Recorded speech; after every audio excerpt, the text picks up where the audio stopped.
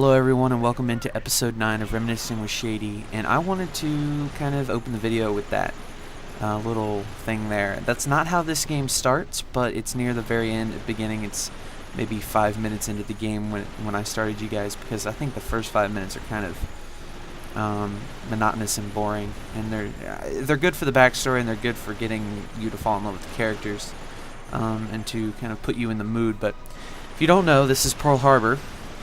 December 7th, the morning of December 7th, 1941, as our president at the time, FDR, said, "A day that will live in infamy."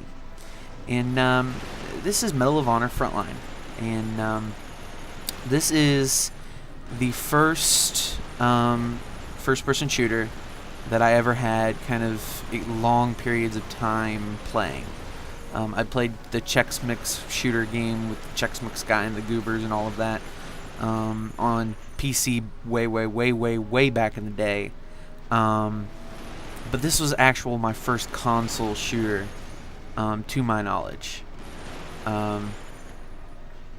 and this is a game I bought brand new. I actually got it for Christmas one year. I got 4 copies because I wanted it so bad, because it was about Pearl Harbor, and I was studying Pearl Harbor at the time and really into this whole what had happened and how we got thrown into World War II, and by we I mean Americans, and not only Americans, but how the whole thing just happened. I was very curious about it, and I picked this game up, and they start you out perfectly right here in Pearl Harbor.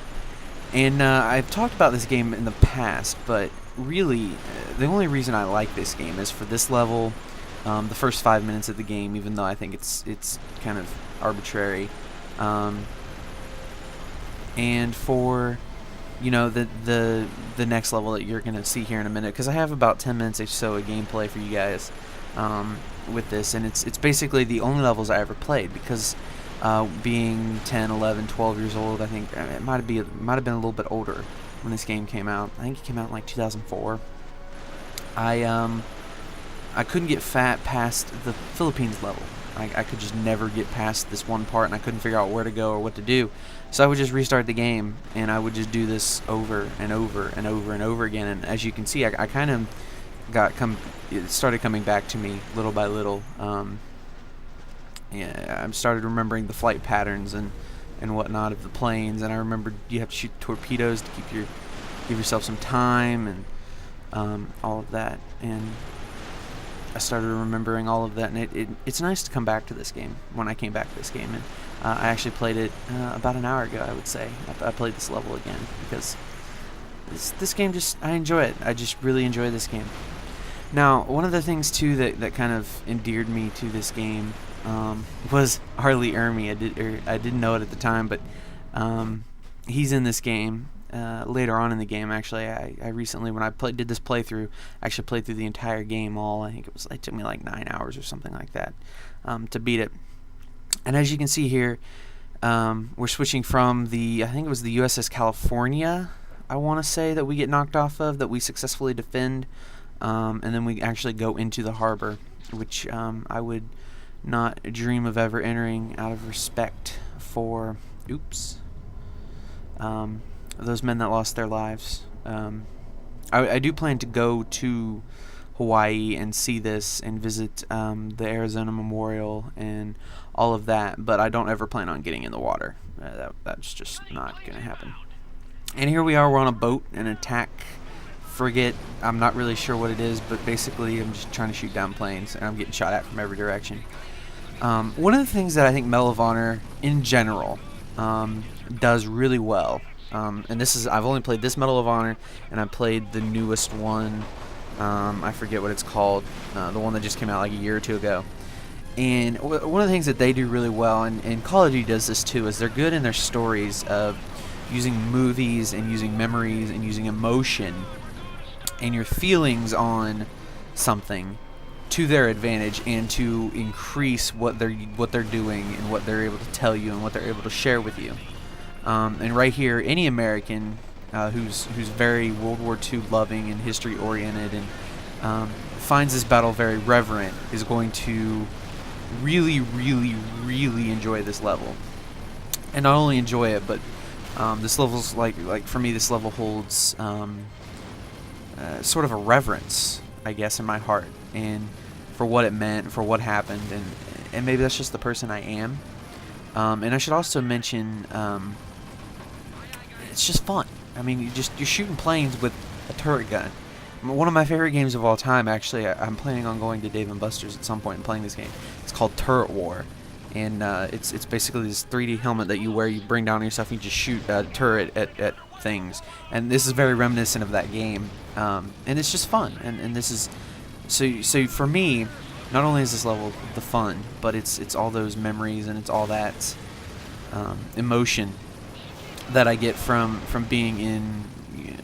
While it's a fictional Pearl Harbor, it still feels real to me, and I'm not sure if this story is based on any truth or not. I cannot honestly say, but I'm sure things like what happened here had happened. I mean, I think we only downed like 30 of their planes or something like that. Not even that many. But this is one of those, and we're about to have another moment right here, actually, where they just bring in just cinematic qualities to the game, and this is pretty early on for this sort of. And right here's the moment I'm talking about, is they're bringing a cinematic element in. So I'm gonna cut out right here for a second while we have the cinematic moment, and then I'll come back in a second.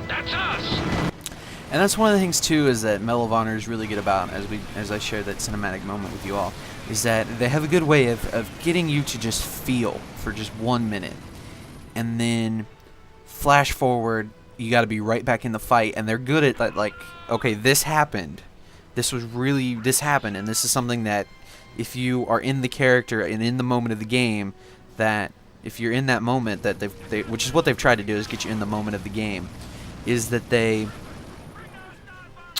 snap you back, and they're like, holy shit, I gotta protect this ship, or do this other objective, and they're really good about being character driven in Medal of Honor, and they're really good about being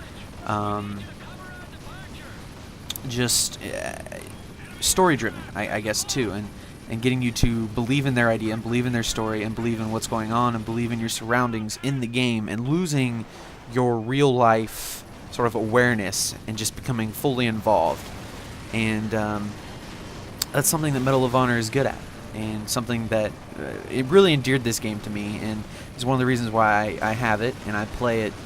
I don't want to say regularly, but whenever I'm just in the mood for just have an experience like this is the game I pick. I picked this, and you know, maybe there's a couple others that have really good memories or really good experiences like this, but Knock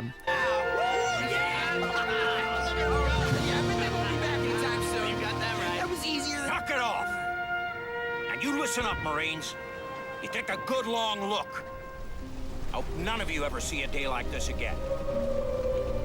Now, nobody will ever know what it was like, but maybe the ones that lived through it. You just be damn sure you don't forget the ones who didn't. And this has been Reminiscing with Shady, episode 29, guys. Medal of Honor, Rising Sun, one of my favorite shooters, in a game that sticks with you, with the story that sticks with you, and with characters that stick with you because of the events that it's about. So, take care, guys, and I hope you enjoyed.